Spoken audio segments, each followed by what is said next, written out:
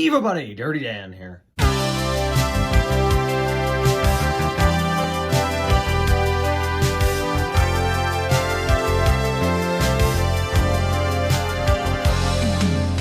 So, in today's video, we're taking a look at the Indiana Hoverbolt 080. Now, you've seen the unboxing video, and here's the finished product. I've combined both locomotives to make one very nice locomotive, and the other is basically a parts locomotive now. I actually used the Alma mechanics from the original one, which I had gone through thoroughly, and we've got a combination of cosmetics. The frame is from the original locomotive I purchased. The shell is from the new locomotive. It has both handrails, has the superheater. It is missing a bell. That's the one thing I have to find. That is the only thing, though. So at least that's nice. And then the tender was actually sourced from a different Indiana Hoverbolt 080, which had no locomotive, and I had nothing to match the tender, and the tender was in fantastic shape. So I decided I would put it behind this one. So we now have that, and here it is. It came out very nice. It runs quite well, although a bit noisy, and I feel there could be a way to quiet it down, is possibly put some foam inside the tender, because that's where most of the noise is coming from. It's mostly the fact that the shell of the tender is empty, and with the vibrations of the motor and the sound that it makes, it kind of echoes throughout the tender. You'll be able to hear it when I first start it up.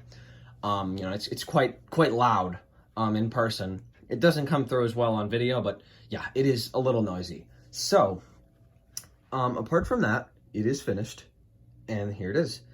Now, I have some new developments on the history of these guys.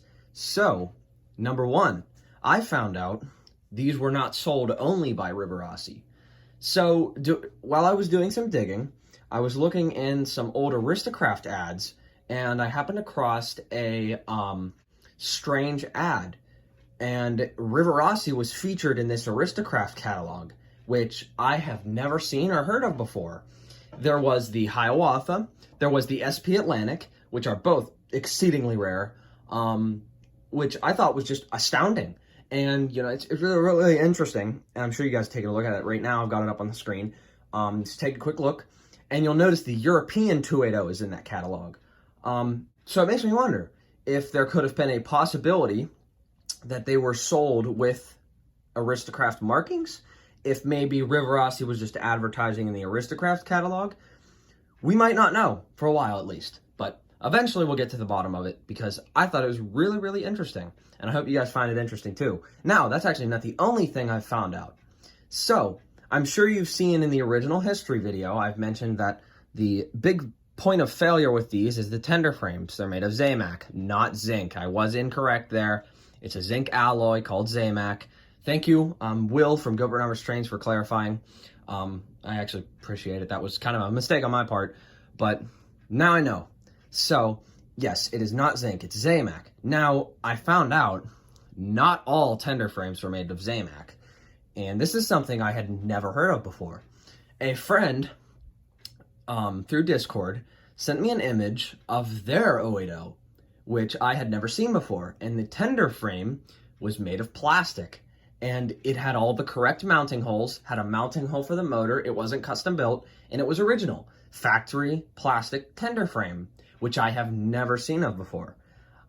So as soon as I saw it, I said, dude, I have not seen that before, that's new. And he was confused as to what I was talking about. So I basically told him, it's usually made with Zamac tender frames, and what you have is something I have never seen before. So I don't know if they're rare at all. I don't think they are, but I have not seen one. So this is a new discovery. So we will get to the bottom of it. I am now in search of a plastic tender frame, Tender Drive Rivarossi engine. So if anyone finds one or has any leads or knows anything about it, comments are appreciated. I'll probably get back to you and respond, and we can have a little discussion in the comments section about it if you know anything more. So yeah, new discoveries, and that's about it. So without further ado, let's start this thing up and give it a proper run.